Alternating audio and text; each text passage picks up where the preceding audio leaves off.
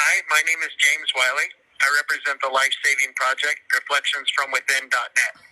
This is my first live with my friends, Andrew from Forbidden Truth, legal genius Amie, and social influencer Jennifer. Thank you all for joining in this evening. There was some major news in the country. Anyone who has listened to me before knows that I am interested in American politics. So I'm going to start by making 3 quick shout-outs. First, one thing about elections that I heard recently is this description. The campaign is the argument, and the election is the decision. The American people have made their decision. They have picked Donald J. Trump to be our next president.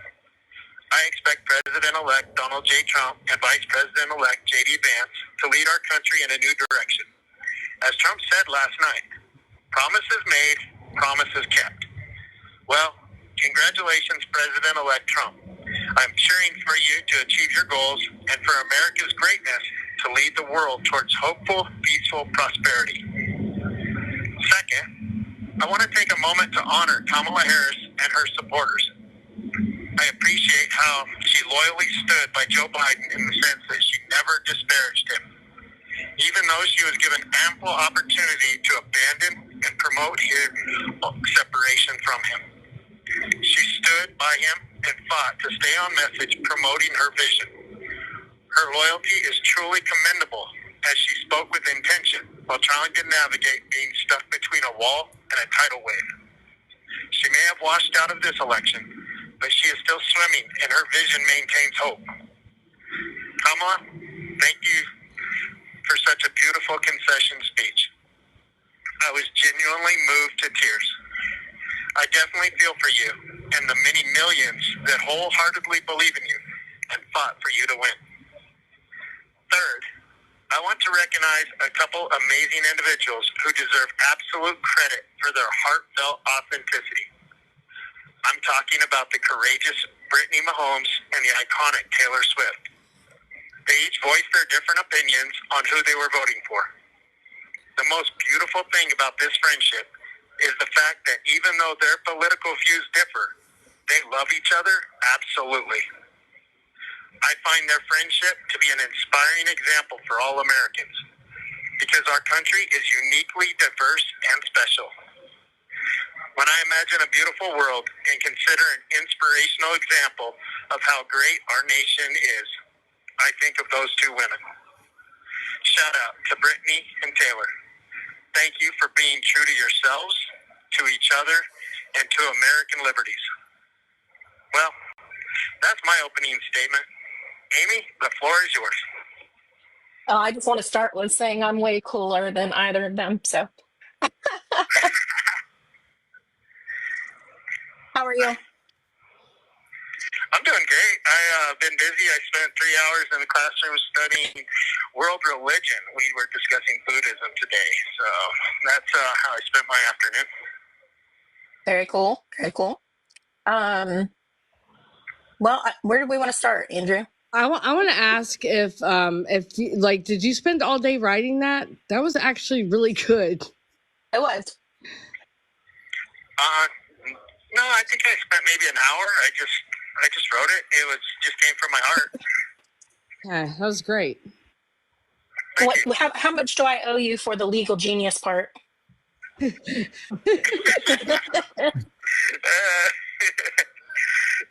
don't know. I'll have to consider that.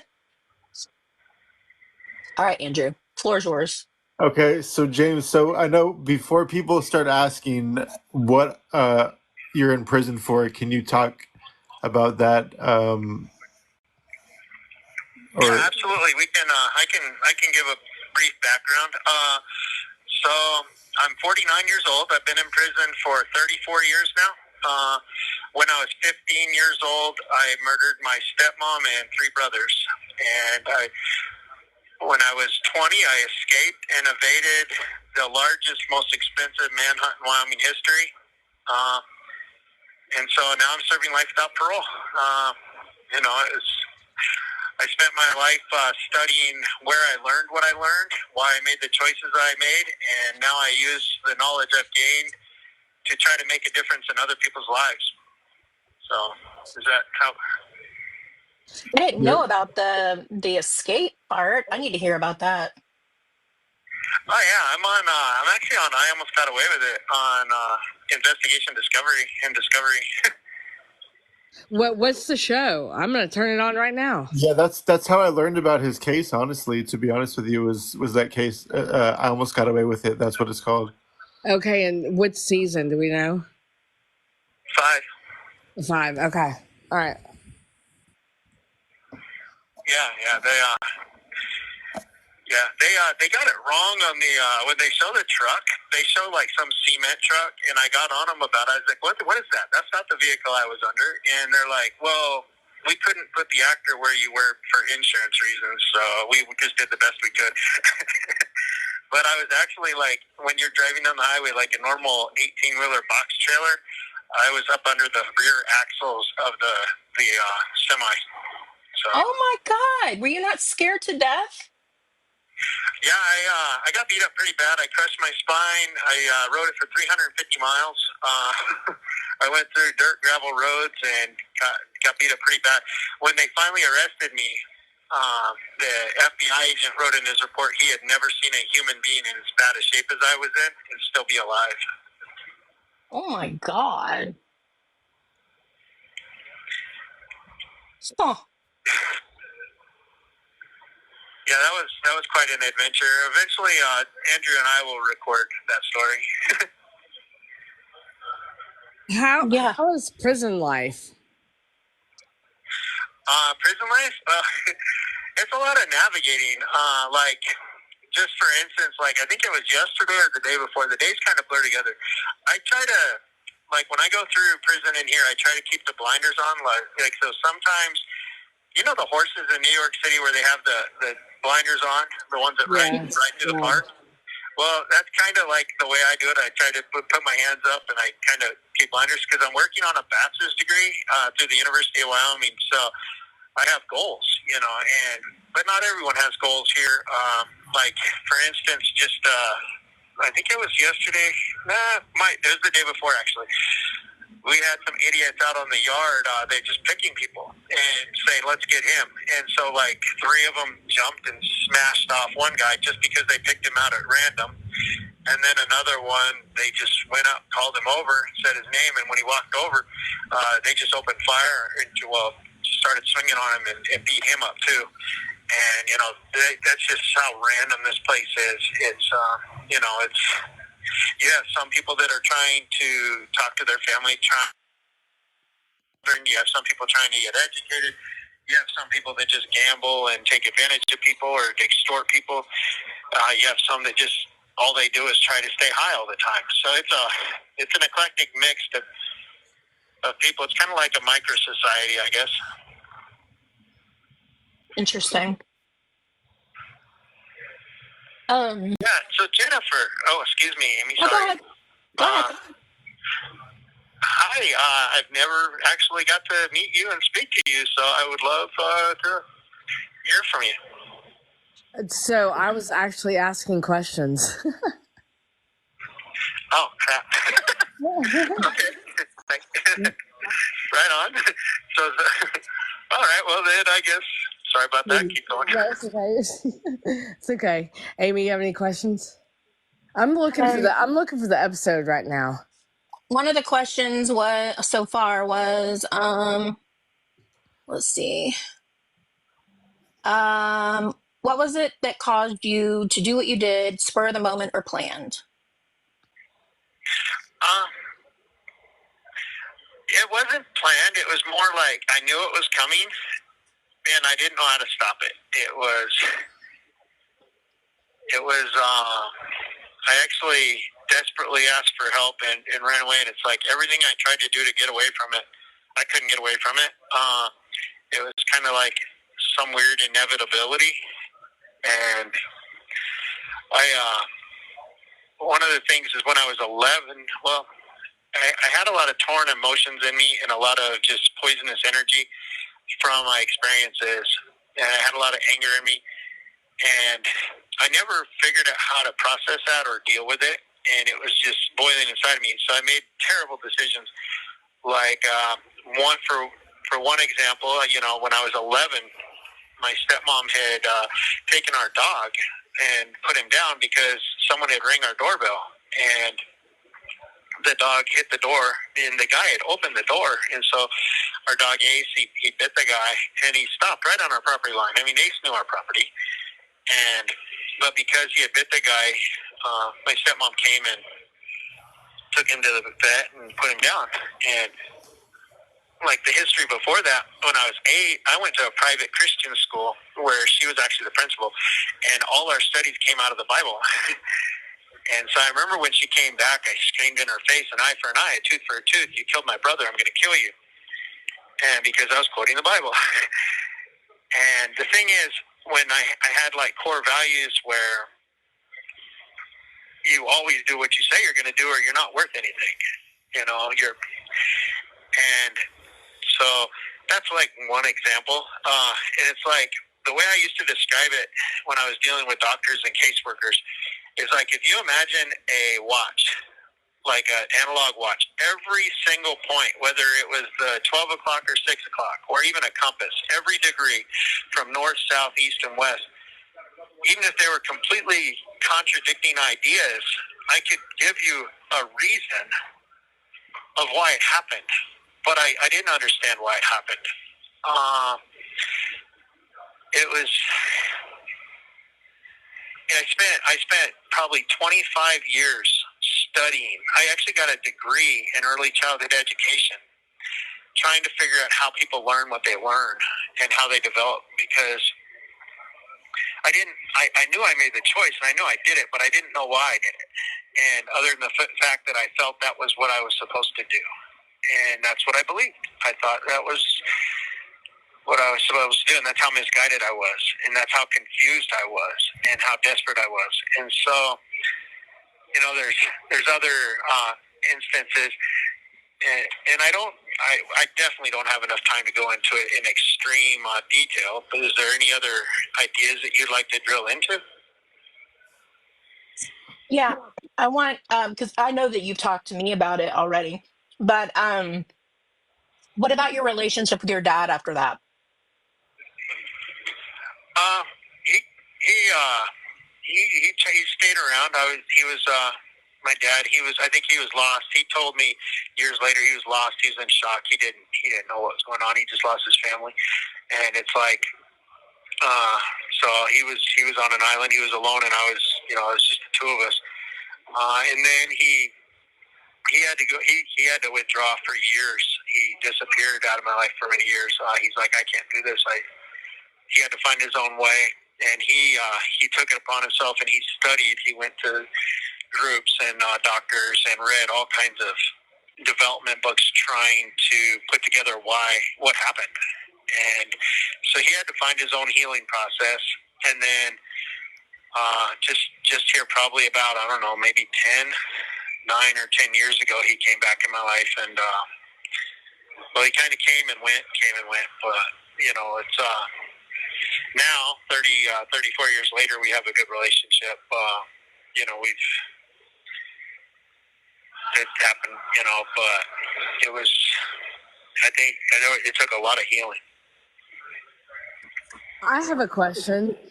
Do you think, had you received like the intervention you needed when you were younger, do you think that would have helped? And how do you think your life would have been different had this not happened? Yeah, I think so. I think I remember, like, I ran away a few times, twice, and I remember sitting in front of a probation officer, because I had gotten in trouble, and just begging for help and crying for help. But the problem is, as a little kid, I was always seeking approval, and so I wasn't honest. I'm asking for help, but I wasn't honest with what was wrong. So, them being a city official, they didn't know how to help me, and they didn't even know what was wrong because I wasn't honest. Other than the fact that they're looking at a little kid just crying and asking for help, they're like, "Well, what's wrong?" And you don't tell them. It's like, "Well, then we can't help you." And I've tried to think of how they could have helped or how they could have intervened. And I think a lot of it. one of my biggest fears was just fear of being judged and being looked down upon, like something was wrong, being labeled something was wrong. It's weird what went through my mind as a kid as I tried to, and I try to think of what intervention would have helped me. And I used to tell myself, man, if I would have just had the courage to tell Becky that I was scared and I felt these way, and maybe I wouldn't have just been totally disregarded or totally thrown away. But then I had that fear of rejection, so I just kept it inside myself.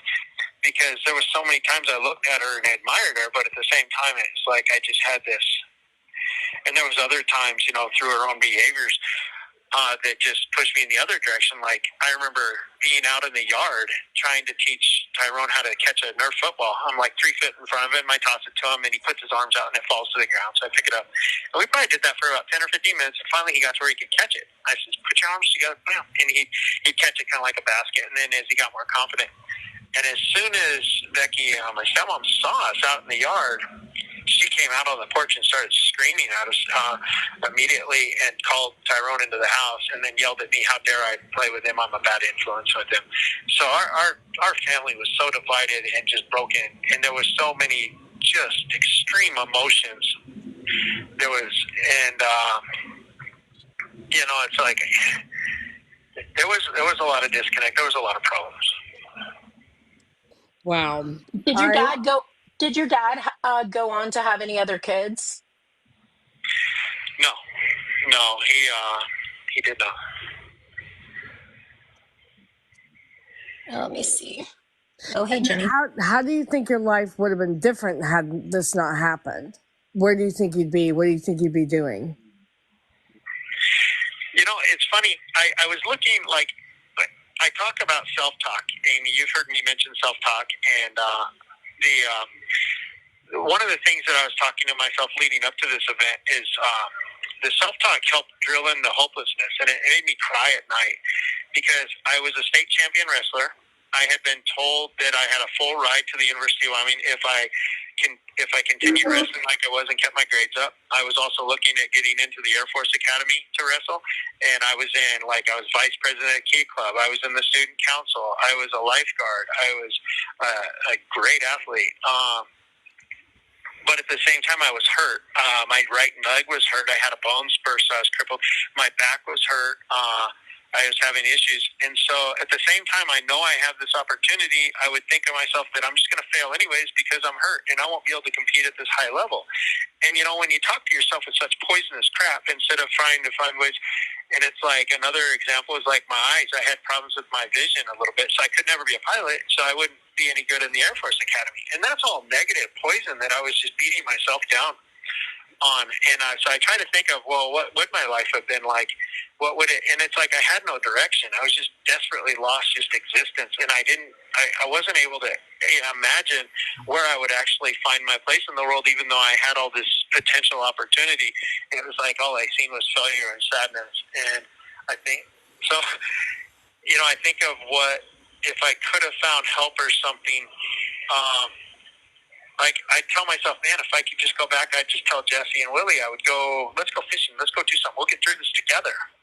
I don't know what would have happened, but at least I would have been able to share it with them, and I would have not cheated them, and maybe they would have found a way to help me find a way. I don't know, but so I can't tell you. I just don't know. Does anybody have any questions? Yeah, somebody asked, what were your 24 hours, leading up to it all? What was it like? Well, basically the 24 hours leading up to it, I was fasting. I was preparing for a wrestling tournament. I was number one seed in the state at 125. The next weekend, I was supposed to wrestle the first tournament of the season for the 10th grade because I just started the 10th grade. So I was fasting. I was working. Friends came up from another town. I spent time with them. And then that morning I exercised and I got a ride home, and then we went into the camp. Can we talk about other stuff? Hang on. Somebody asked, did your dog get hit by a car? No, my stepmom took him to the. Took him when I was 11. She took him to the veterinarian and had him put down because someone had rang the doorbell and opened our front door, and our dog bit him. And because he had bit the man that opened our door, my stepmom took the dog to the veterinarian and put him down. What kind of dog was he? He was a full-blooded Chesapeake. He was all brown. He was awesome. His name was Ace. I was born May 9th, 1975, and he was born October 31st, 1975. So he was almost the same age as me, and whenever I was with my dad, that dog was always with us. The entire time growing up, that dog was with us. He was. Yeah.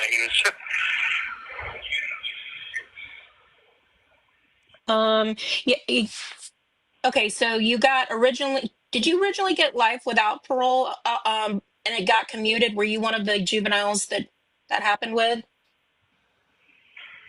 I was 15, so I was so young that the death penalty in the state was 16, so they could not give me the death penalty.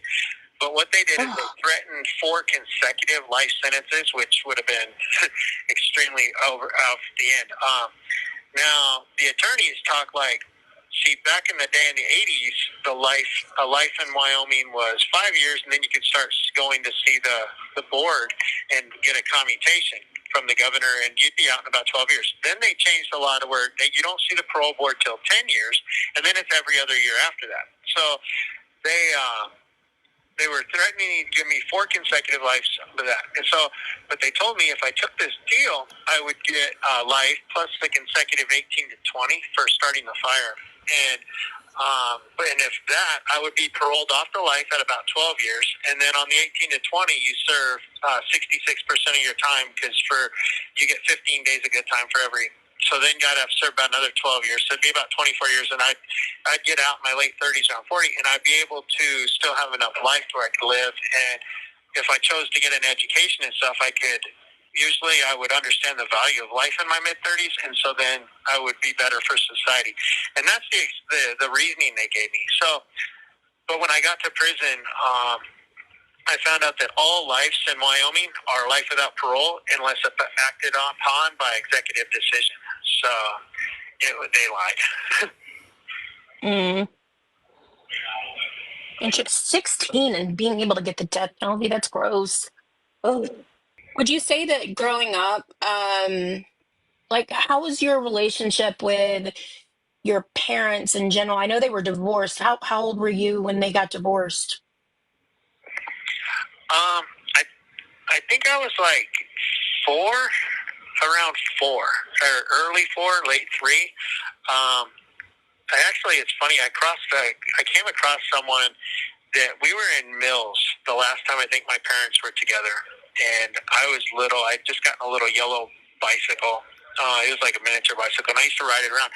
And this guy came into prison. I met him here in prison, and he told me that he lived there in Mills, and he used to feel so sorry for me because my parents were always fighting. I remember them fighting. And I remember standing there listening to them fight, and I remember riding the bicycle up and down the little street.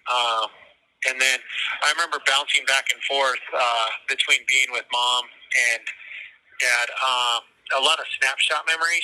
I remember, but I think I was about 3 or 4 when they got divorced. And as far as the relationship, it was how do I say this kindly? There was a level where I was a piece of property. It was like I was more of a fool against each other. And when I got older, Dad made the comment. He goes, the only reason he took me in was because he couldn't stand the thought of us being raised by her.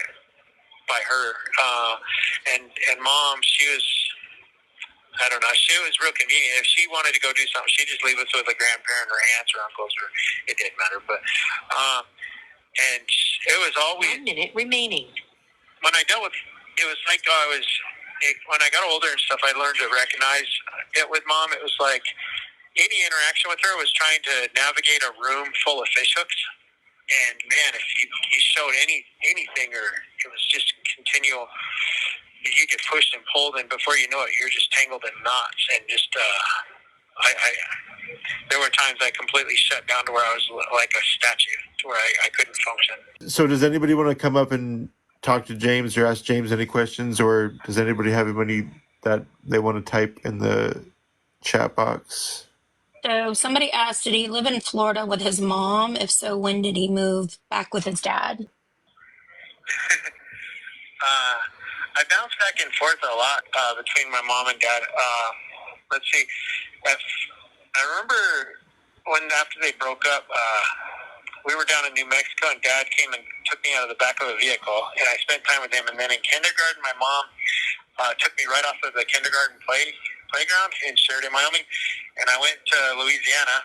And then I was with her for a year, and then I lived with my grandpa for 2 years, and then I was with Mom again. She picked us up. We were outside. We were down in the sulfur, and I got bit twice by a copperhead snake. Oh, God. Yeah, I almost died. It was horrible. My arms blew up like latex gloves. And then last summer, I flew back to. I moved to Story when I was 8, and I spent 3rd grade up there. That's when I met Becky, my stepmom, and my stepbrother, Wiley. And then after my 3rd grade year, I went back down to Lake Charles. I was with Grandpa.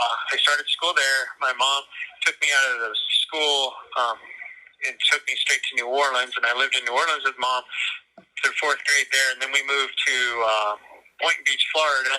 I finished 4th grade there, and then I got hurt. And then in 5th grade, in 1985, I think it was, I moved to Thermopolis to be with Dad and Becky and Jesse and Willie and Tyrone. And that's where I stayed until, like, I spent one summer with my grandparents in New Mexico. And then in 1989, I spent this summer, me and Jesse went to, and then he stayed down there, and I came back. But I was never the same after that because, like I had mentioned, getting the fish hooks. Well, she sat me down on the bed, and she told me that she had talked to Jesse and how, this hard, she waited for a 6-year-old. But then she told me that she didn't know who my dad was. It could be any one of 3 people. And so I was trying to process that. And she goes, well, he's not your real... Yeah, exactly. And she told me that since he's not my dad, there's no reason for me to go back up there.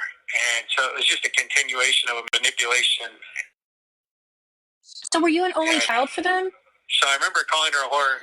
Stun gun. Oh, what? Sorry, you cut out. I thought you finished. I was just asking if you were an only child for them. Oh, crap. So sorry. I thought you asked when I went back. No, Jesse and me were Mom's children. Okay. And Tyrone and me, I think, were Dad. And Willie was Becky's child. So it's a mix of half-brothers and stepbrothers. Okay. And yeah, we did ask when you went back. Sorry. You did cut out, though.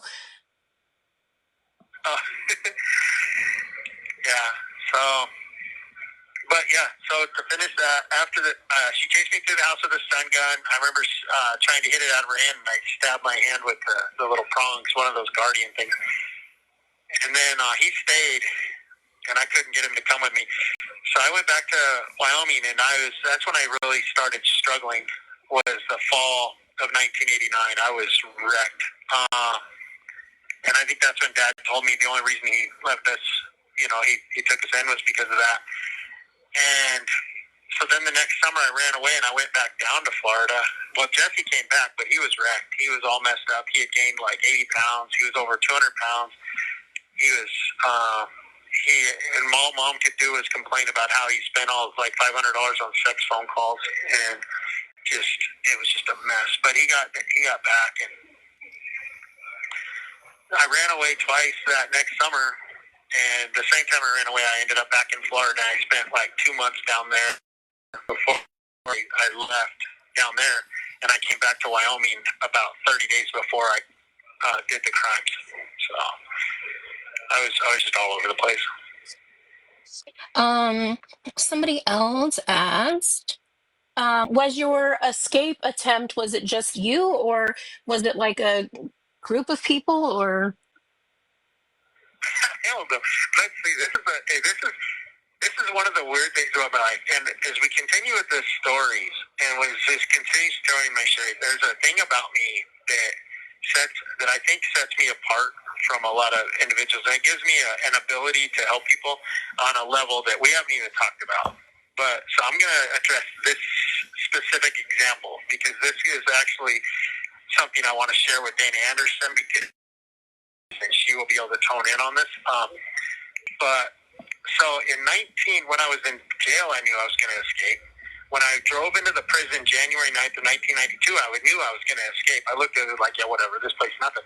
And then in 1993,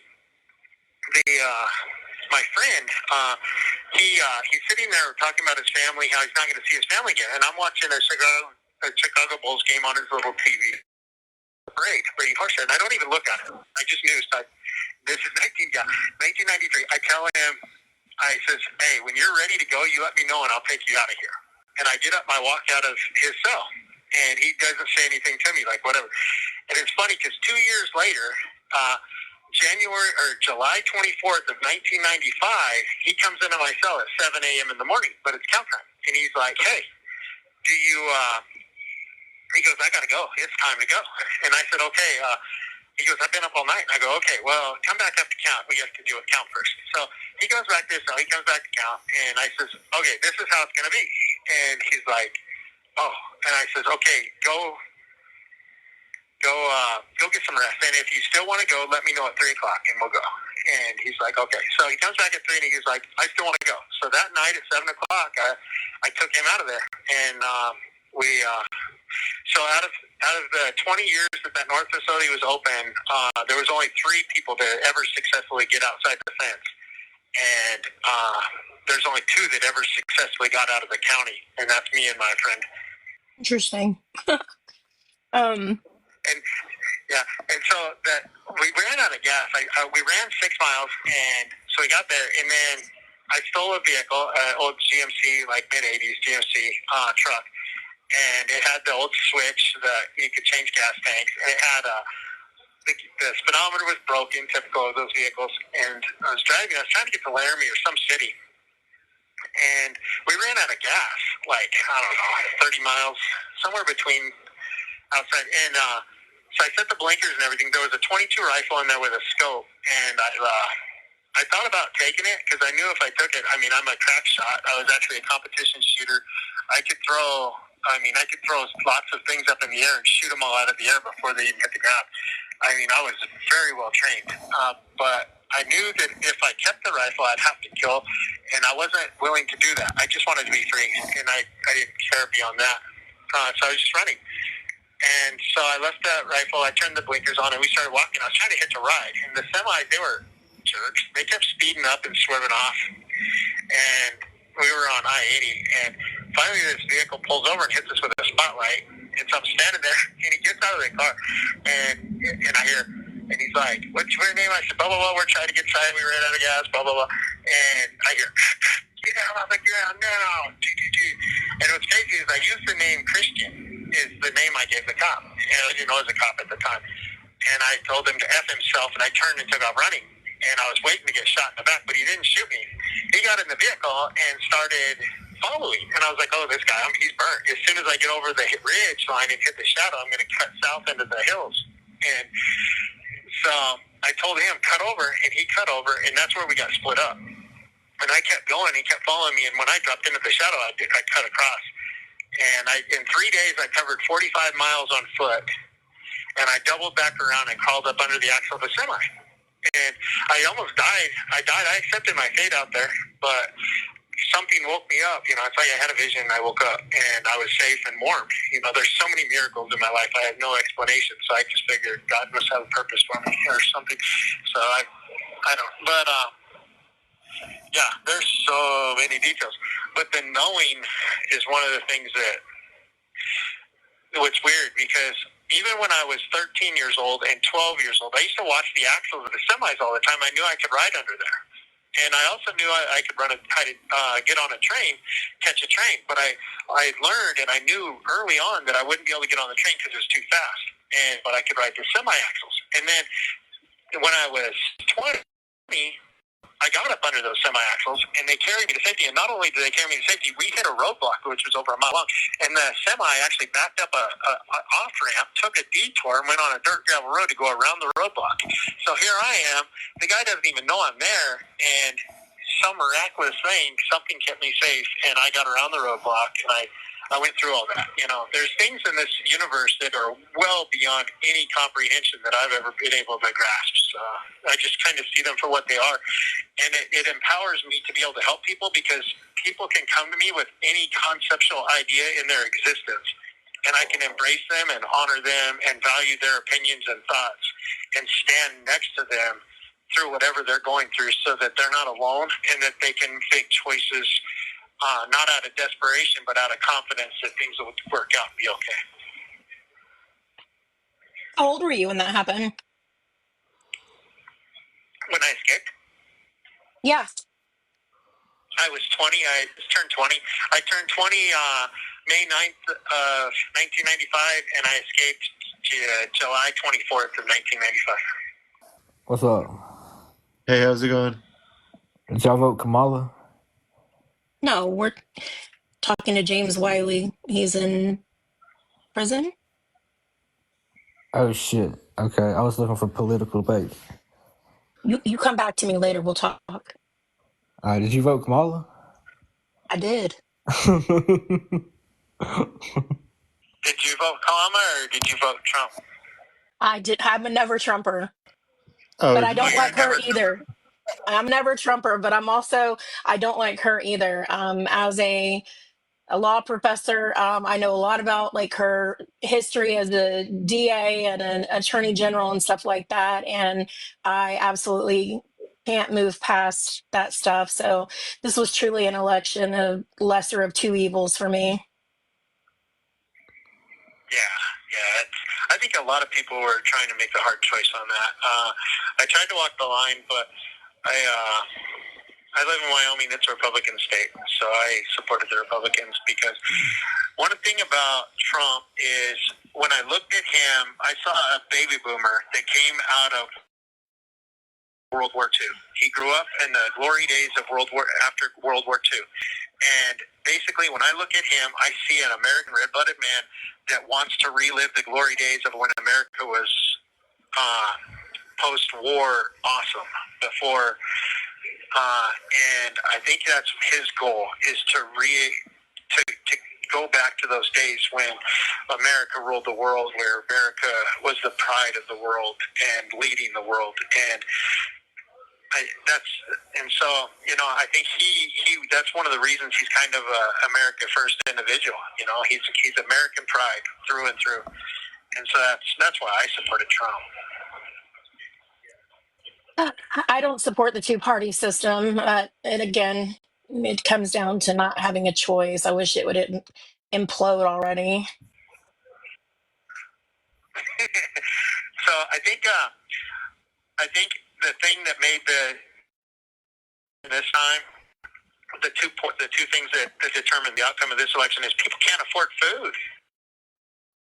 We're not going to be able to afford food once he's in office, though. That's the problem. Is this it's an economy thing overall, though, and it's not going to change because it's just a mess. The whole thing is a mess. Yeah, absolutely. I think it will help if on day one, I feel that Trump's going to sign a lot of executive orders that is going to wipe out all the restrictions and all the regulations on oil and the processes of doing that. Now, the bad side is it's going to create a lot of carbon emissions, and it's going to be but the price of energy is going to drop dramatically. And I think the price of energy dropping will help alleviate some of the expenses of businesses and transportation costs, which will be able to lower the prices of goods and that we need, like food and other stuff. So I think that's That's how I envision it. There's probably so many more factors that I don't understand, but I drive a Tesla, so I don't care about that stuff. At least for me personally. I've always wanted that Tesla S series, and I've been just raving about that Cybertruck. I thought that thing was the coolest thing so ever. ugly. Where you could just drive a motorcycle or four-wheeler right into the back. I was like, oh my god, that's true. I do love my car, though. Well, Jennifer, it was a joy meeting you, and thank you. And Amy, also, it's a pleasure. I did put in another request. I tried to cheat and get you on as an attorney, but because I didn't have evidence that you were an actual attorney, he said I couldn't get away with that. So I put in another kite asking him to consider just deleting someone else to add you as a friend. Hopefully that works. If not, then in 90 days I'll readdress that. Okay. Sounds good. Well, thank you. If there's any, I appreciate you spending time with me and chatting with me. I hope we put a good message out there. If anyone ever needs help or has questions or concerns or whatever they want to share, they're welcome to reach out to reflectionsfromwithin.net, and I will honor their voice and their opinions and definitely try to get back to them as soon as I can. Yeah, make sure you go subscribe on all podcast platforms. We're on YouTube, Spotify, Apple Podcasts, etc., etc. So yeah, just subscribe, like, comment, all that. Thank you, James. Oh, you're absolutely welcome. Yeah, very, very much so. I'm glad that we were able to share this time together, and I hope the people listening got something that will help them as well. We'll see. All right. Yeah, definitely, and we can try to do this once a month or maybe a couple times a month, depending on your time and Amy's time and Jennifer's time. I know Jennifer cut out a while ago. She's probably in bed now, but I'm glad she was able to make it for the first part. She's been sick, and she also turns into a pumpkin after 7:30. Oh, she had a lot of energy. I can't tell your two voices apart, but yeah, that was interesting when she said. I was like, oh crap. There was one message I wanted to leave with before we cut out. Is that okay? Mm-hmm. Yeah, of course. So our project that we have here, that for all you that are listening, it's about saving lives, and it's about helping people through their issues. And like, people get set in a way where they think they have to respond to a certain way because they're conditioned to respond that way. And one thing I want to point out to everyone out there, everyone listening, whenever you're struggling or whenever you achieve or don't achieve something, the way you talk to yourself, the way you treat yourself matters. When you have the golden rule, treat others as you would have them treat you. Remember first that everyone in this world is trying to survive, and everyone goes through trauma and turmoil and stuff, including yourself. And there's no reason you should beat yourself up, because everyone else they'll do it for you. So stand up for yourself, be nice to yourself, and encourage yourself to be your best. And just by doing that, even if you don't feel natural, fake it till you make it, and you'll discover within a matter of days or weeks that your joy levels, your ability to process, it'll change. And the way you see people, it'll change. And you always have a choice for where you're going, because the choices that you make today lead towards what happens tomorrow. So know this, that I'm cheering for you to be your best, whoever you are, whether I know you or not. I love to see people succeed in what they do. I love to see people dream. And so good luck to all of you. Thank you. Right, Same to you. Go do your homework. Yeah. All right, thanks, James. We'll talk soon, okay?